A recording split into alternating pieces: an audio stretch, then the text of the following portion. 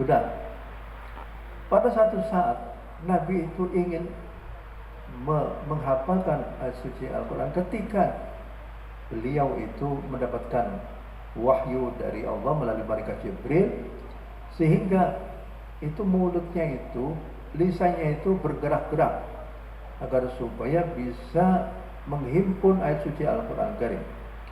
Pada saat itulah Allah Subhanahu wa taala itu meneguhkan Jibril, la tuharrik bihi lisanaka lita'jala bih, inna alaina jam'ahu wa Qur'an. Janganlah kamu tuh menggerak-gerakkan lisanmu agar supaya kamu bisa cepat bisa menerima ayat suci Al-Quran. Inilah menunjukkan bahwa Al-Quran itu adalah bukan kalamnya Nabi Muhammad. Sebab teguran itu kan masa orang menegur dirinya sendiri, kan mungkin. Adanya teguran dari Allah bahwa itu menunjukkan bahwa Al-Quran itu adalah kalam Allah Subhanahu wa ta'ala. Dan banyak teguran-teguran Allah kepada Nabi-Nya itu bukan karena Nabi itu salah, bukan. Hikmahnya adalah agar supaya orang itu bisa meyakini bahwa Al-Quran itu adalah kalam Allah, bukan kalam Nabi Muhammad. Sudah. Kemudian sebagai seorang Nabi itu betul-betul menjaga keaslian kitab suci Al-Quran Al-Karim. Ya. Yaitu salah satu diantaranya adalah bahwa Nabi selalu mendengarkan bacaan Al-Quran itu langsung dari malaikat Jibril. Kita jangan tanya apakah malaikat Jibril itu punya lisan, punya mulut, punya apa, dan nggak usah ditanyakan seperti itu. Tapi kita hanya mengatakan bahwa malaikat Jibril itu penghubung antara Allah dengan Nabi kita Muhammad SAW. Ya. Tadi ayatnya la tuharrik bihi lisanaka lita'jala bi, inna alaina jam'ahu wa qur'ana fa idza qara'nahu fattabi' qur'ana. Apabila kami membacakan Al-Quran, maka fattabi' qur'ana, maka ikutilah bacaannya. Nah, ini mulainya namanya apa? Talqin Al-Quran Karim.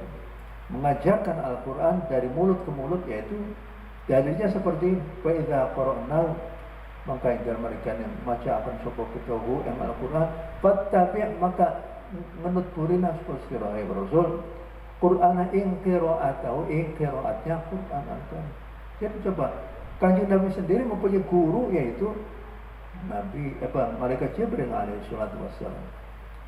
Jadi menjadi satu pada satu saat malaikat Jibril itu menjadi gurunya Kanjeng Nabi dalam bidang Al-Qur'an Al-Karim.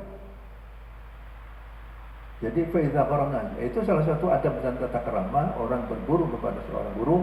Apabila guru itu membacakan, dengarkanlah, fastami'ulah. Baru kemudian ditirukan bacaannya seperti itu. Jadi ini dari mulut kepada mulut. Katakanlah mulutnya malaikat Jibril kepada mulutnya Nabi Muhammad sallallahu alaihi wasallam. Wa idza qara'na fattabi' Qur'ana tsumma inna 'alaina bayan. Kemudian Allah Subhanahu wa taala akan menjelaskan tentang apa kandungan daripada isi kandungan Al-Quran. Sudah ya. Kemudian ihtimamun Nabi bil Quran. Kemudian ihtimam Nabi, bagaimana konsentrasi Nabi di dalam menjaga ayat suci Al-Quran Karim. Pertama, Nabi itu membaca Al-Quran untuk dirinya sendiri. Dan betapa Nabi Muhammad SAW itu kalau sudah membaca pada waktu sholat, itu pernah pada satu saat itu Nabi membaca sampai 5 juz.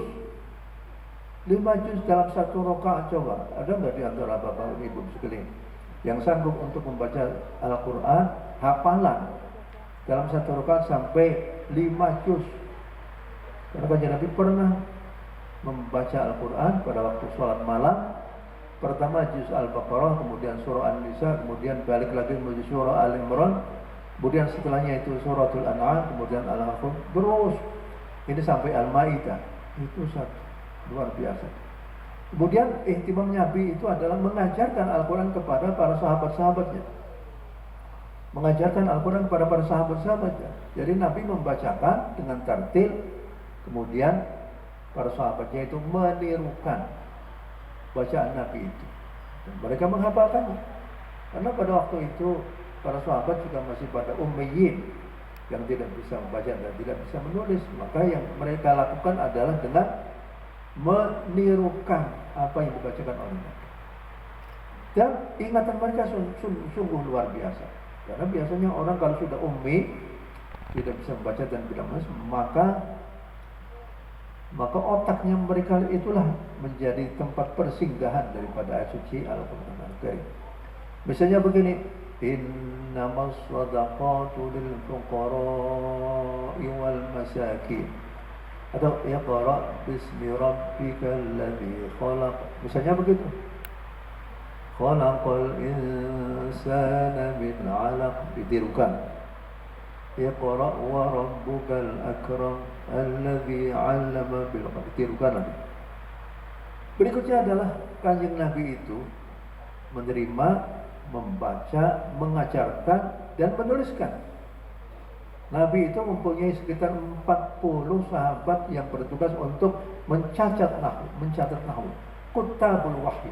Ada sekitar 40 orang sahabat. Di antaranya Zaid bin Thabit, semuanya para khulafa rasyidin dan lain sebagainya, ya. Jadi ini salah satu daripada perhatian Nabi kepada Al-Quran Karim. Kemudian Nabi itu menafsirkan, menjelaskan dan isi kandungan Al-Quran Karim. Coba membacanya, menuliskannya, terus kemudian diajarkan kepada para sahabat-sahabatnya, karena menebarkan Al-Quran kepada masyarakat yang ada di sekitar Mekahnya itu begitu, dan lain sebagainya. Baiklah. Kemudian setelahnya itu para sahabat ini akhirnya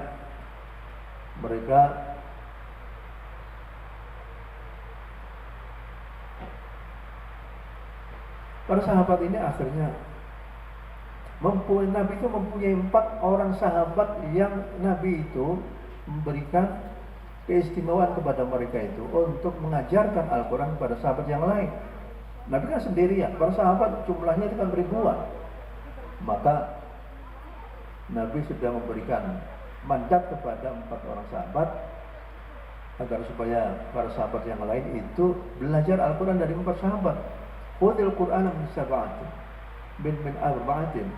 Belajarlah Al-Quran dari 4 orang. Di antaranya Zaid bin Thabit, Ubay bin Ka'ab, Abdullah bin Mas'ud, dan lain-lain. Itu 4 orang itu. Begitu, artinya begini, Nabi itu memberikan mandat kepada 4 orang sahabat itu untuk mengajar. Nah, orang yang hafal dari sahabat itu banyak, ya. Walaupun tidak sebanyak orang-orang yang hafal Quran di Indonesia, enggak. Cuma beberapa orang itu saja yang bisa betul-betul menjadi kredibilitasnya mereka itu bagus. Sudah ya. Satu di antaranya Abdullah bin Mas'ud itu adalah sahabat yang mengambil Al-Quran dari Nabi itu lebih dari 40 surah min Al-Quran dan 40 surah min Al-Quran Karim. Laqad akhadtu min fi Rasulillah arba'an min akthar min 40 surah min Al-Quran Karim. Sudah.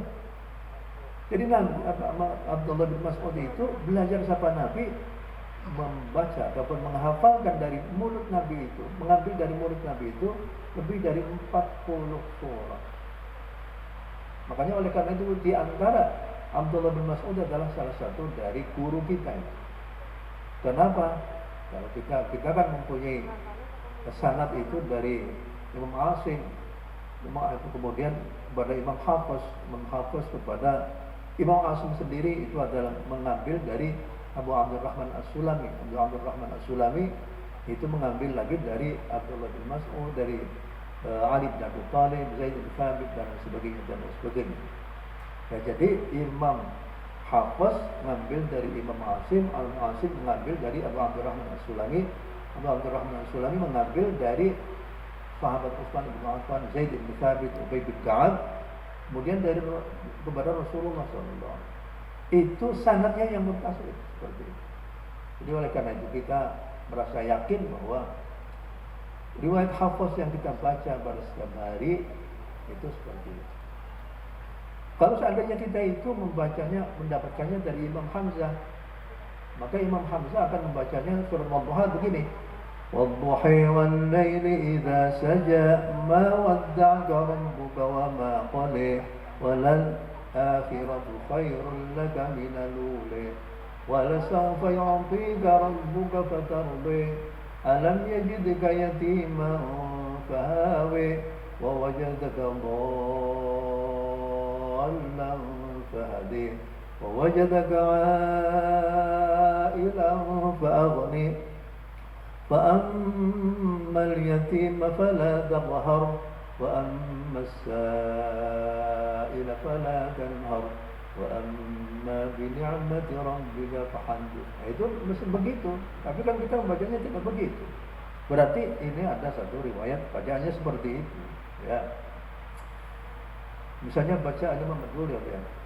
Qul a'udzu birabbin nas malikin nas ilahin nas min syarril waswasil khannas alladzi yuwaswisu fi sudurin nas minal jinnati wan nas. Itu kalau seandainya dahulu kita membacanya dengan Durya bi Amr. Kita kan pakai hafaz. Bulan. Baiklah, jadi kemudian para sahabat itu berpencar ke 90 penjuru. Ada sahabat-sahabat yang masih tetap berada di Kufah, ada sahabat-sahabat yang ada di Basra, ada sahabat yang ada di Mekah, ada sahabat yang ada di Syam. Dan itu semua sahabat itu mempunyai murid masing-masing. Pentolan daripada sahabat-sahabat itu seperti misalnya yang ada di Mekah, itu akhirnya muncullah ya para sahabat dari Mekah, kemudian muncul para imam-imam qiraat yaitu Abdullah bin Katsir dari Mekah.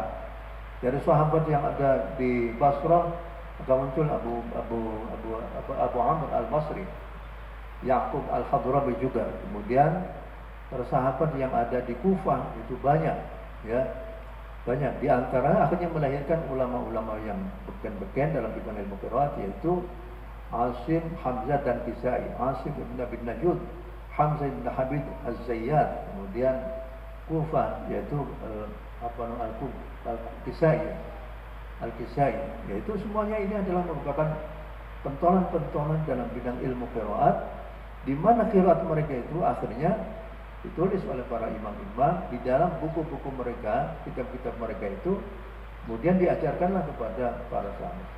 Sampai sekarang ini para teman-teman sekalian, dari 7 imam itu, bacaan 7 imam itu yang masih eksis diajarkan kepada para murid-muridnya itu saat pertama adalah riwayat Qalun, qiraatu Nafi' bin Abi Nu'aim Al-Asbihani, itu melalui 2 rawi, yaitu pertama adalah Qalun, yang kedua adalah Warsh. Kemudian yang di Mekah, yang di Madinah ya. Nafi itu dari Madinah. Kemudian yang dari Mekah yaitu Abdullah bin Katsir, mempunyai 2 rawi yaitu Bazzi dan Qumbul. Ya. Kalau Bazzi, Qumbul ya ayyuhan nas, ya ayyuhalladzina amanu anfiqu min thayyibati ma kasabtum wa mimma akhrajna lakum minal ardh ولا تيمموا الخبيث منه تنفقون ولستم بآخذيه إلا أن تغمضوا فيه واعلموا أن الله شديد العقاب. Jadi itu basi ya. Syaitan ya'tikum al-faqra wa ya'murukum bil fahsya. Wallahu ya'tikum maghfiratan minhu wa fadla wallahu wasi'un 'alim. Itu bacaan Al-Bazzi, bacaan Qumbul lain lagi ya. Kemudian ada juga bacaan Ibnu Amir, Abdullah Ibnu Amir ya. Innal ladzina kafaru sawa'un 'alaihim anzartahum am lam tunzirhum la yu'minun. Itu contoh-contoh saja. Kalau ingin tahu semuanya ya harus belajar berasal madu. Ya, begitu juga dengan Imam Hamzah, kemudian dengan Imam Kisai, itu juga mempunyai bacaan-bacaan yang khusus, ya. Fariḍah, dibacanya fariḍah. Musallama, musallamih. مسلمة لا شية فيها قالوا الآن جئت بالحق فذبحوها وما كانوا يفعلون. Jadi kalau Hamzah dan Kisai dari Kufah itu bagian seperti itu. Ada lagi yang dari Madinah tapi Abu Ja'far. Wa idh qulna lil malaikati usjudu li Adam fasajadu illa iblis aba wastakbara wa kana minal kafirin. Itu bacaan-bacaan yang lain.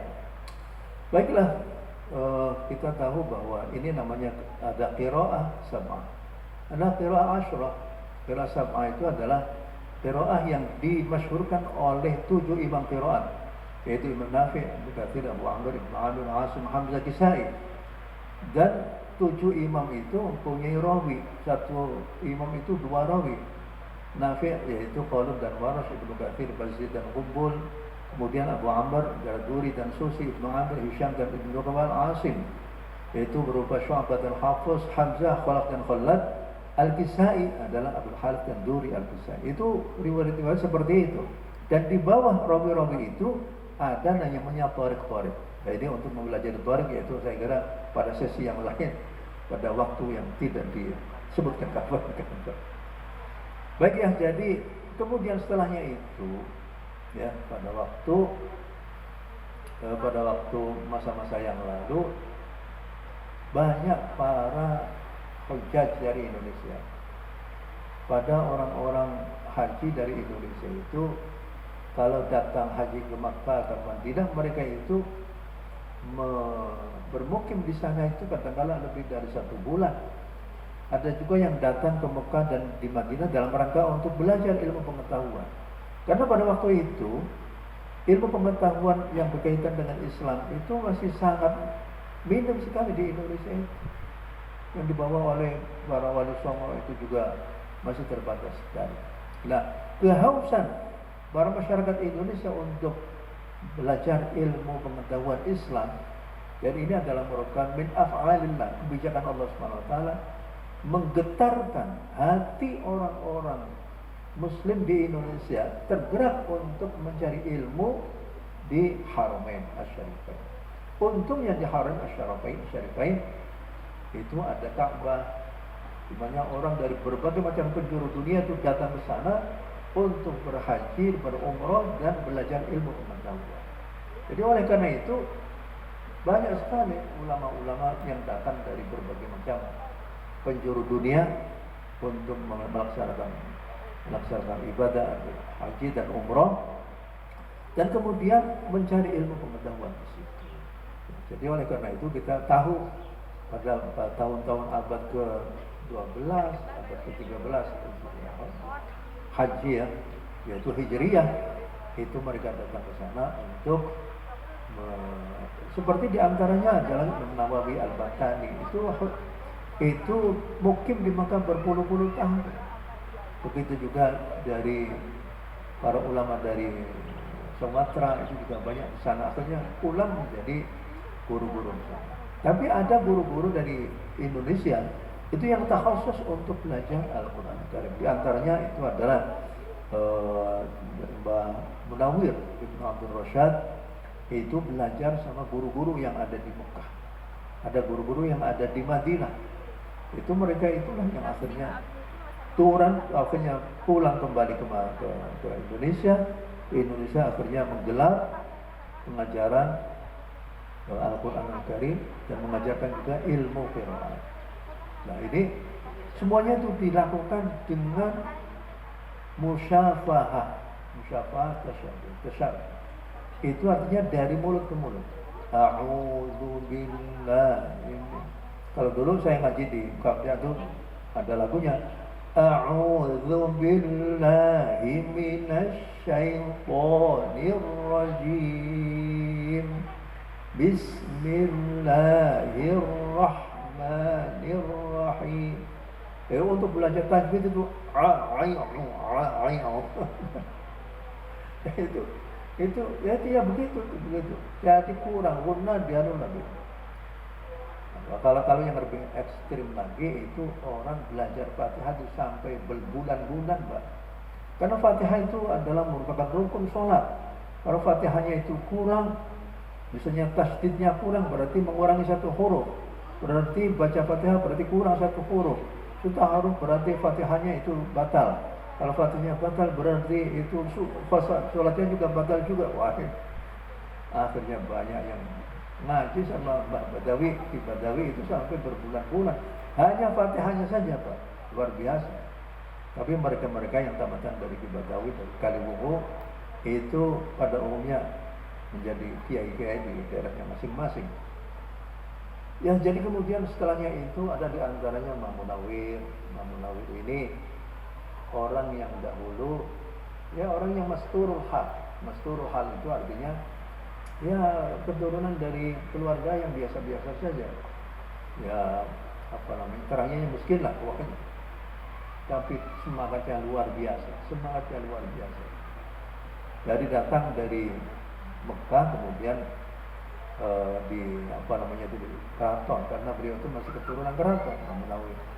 Bon setelahnya ada seorang kiai dari Gedongan, dari Cirebon, mewakafkan tanahnya untuk kepada Mbah Yai Munawir di daerah di sana di Jogja, di Keramat Jakarta. Kemudian Mbah Munawir akhirnya menggelar Al-Quran Al-Karim bagi anak-anak yang ingin belajar Al-Quran Al-Karim, baik itu bil nazari atau bil hifzi. Itu semuanya dilayat, luar biasa ya, dilayani. Oleh Mbah Munawir akhirnya muncullah para guru-guru Al-Quran Al-Karim. Salah satu di antaranya adalah Mbah Arwani. Mbah Arwani itu adalah merupakan pewaris utama qiraah sab'ah dari Mbah Munawir, luar biasa. Dan Mbah Munawir itu merasa percaya betul kepada Mbah Arwani. Mbah Arwani karena beliau adalah juga santri dari Tebuireng, kemudian menulis satu kitab namanya Faidul Barokah. Faidul Barokah, dan itu adalah pewaris utama, satu-satunya pewaris utama dalam bidang qiraat itu adalah Mbah Arwani dari Mbah Munawir. Alhamdulillah. Setelahnya Mbah Arwani itu menulis satu buku yang bagus sekali, yaitu Faidul Barokah, bisa qiraat. Akhirnya mulailah dari Wonosobo datang di Mentah belajar sama beliau. Kemudian dari mana-mana, dari Kempek, Cirebon juga ada.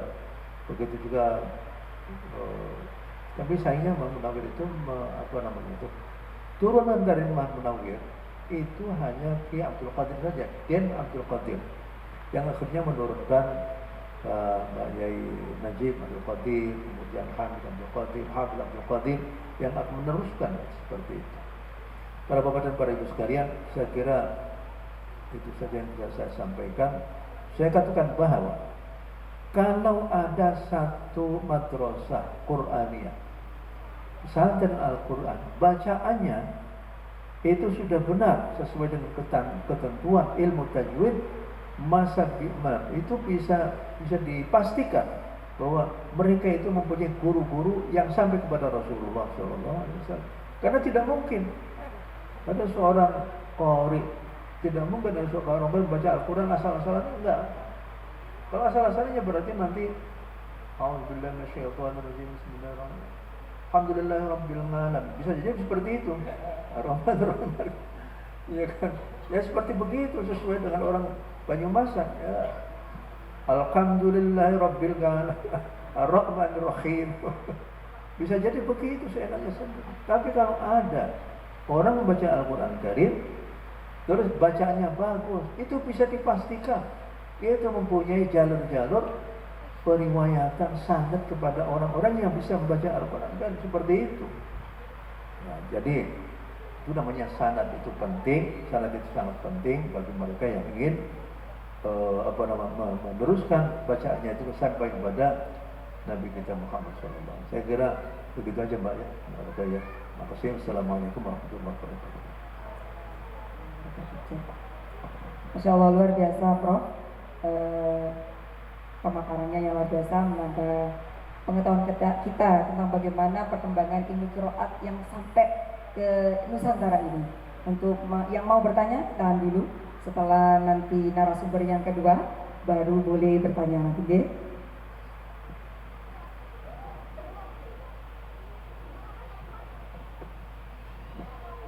Baiklah, untuk narasumber yang kedua, yang akan disampaikan oleh Gus Muhammad Abid Mu'afan.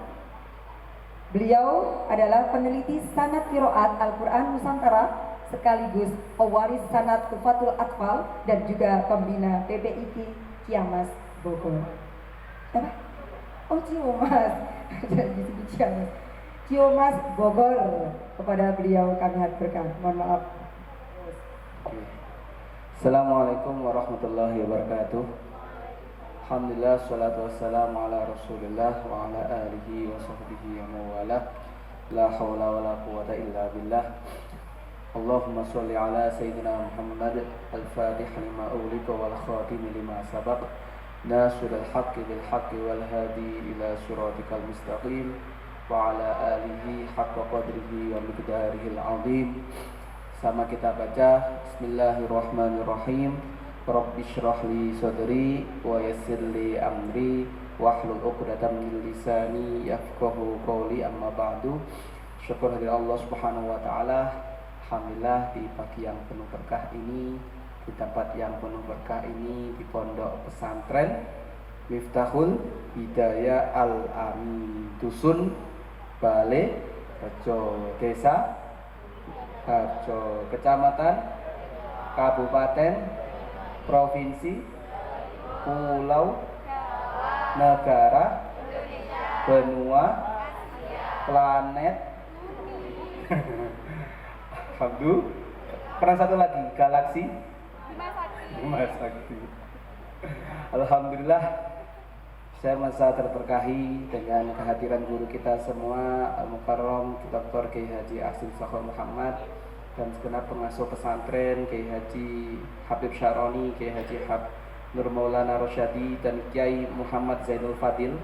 Ini senior kami dulu di Baitul Quran, alhamdulillah. Dan juga sahabat adik sana Kang Ansori, yang juga pernah kita bertiga belajar bersama guru kita Kiai Haji Ahsin Sakho di Walid Ahsin Sakho di Pondok Pesantren Baitul Quran. Saya ucapkan terima kasih. Alhamdulillah, saya bersyukur karena dulu saya ini orang yang malang nasibnya Walid. Jadi saya masih ingat masuk Banyuwangi ini saya lakoni mulai dari naik motor, naik mobil, naik bis, naik kereta, untuk nggak sampai jalannya. Dan alhamdulillah barokahnya ini saya rasakan termasuk di pesantren ini yang ada tasalsul sanad kepada pondok pesantren Darussalam Blok Agung Banyuwangi, yang insya Allah nanti siang kita akan juga sowan ke sana. Karena tadi sebagaimana disampaikan dari Pak Kiai Habib Syaroni, termasuk Pak Kiai Haji Nur Maulana Rosyadi, ini secara tidak terus gitu. Jadi belajar dulu kepada muridnya Mbah Kiai Syafaat nih, yang mana Mbah Kiai Syafaat ini sepanjangnya saya ketahui dan sekian banyak gurunya adalah Hadratus Syekh Kiai Haji Muhammad Hashim Asy'ari. Alhamdulillah, belum lama saya mengikuti jejak beliau, walaupun cuma numpang tidur di Jamiatul Islamiyah Madinah, untuk kemudian bisa ziarah ke makam Nabiullah Muhammad SAW, dan kemudian menuju ke Makkahul Mukarramah. Jadi di Mekah itu ada suatu penulis kitab, sudah almarhum Walid. Saya cari orangnya karena ternyata sudah almarhum. Namanya Dr. Ahmad Muhammad Al-Maghribi. Dia menuliskan kitab berjudul Al-Inayah bil Qur'anil Karim fi Makkahil Mukarramah khilal qarnir Rabi' Asyar Hijratin Nabawiyah. Jadi ini kitab membahas tentang sejarah pembelajaran Al-Quran dari masa ke masa, khusus dari masa Rasulullah kepada sahabat tabi'in sampai kepada ulama-ulama yang saat itu belajar mengajar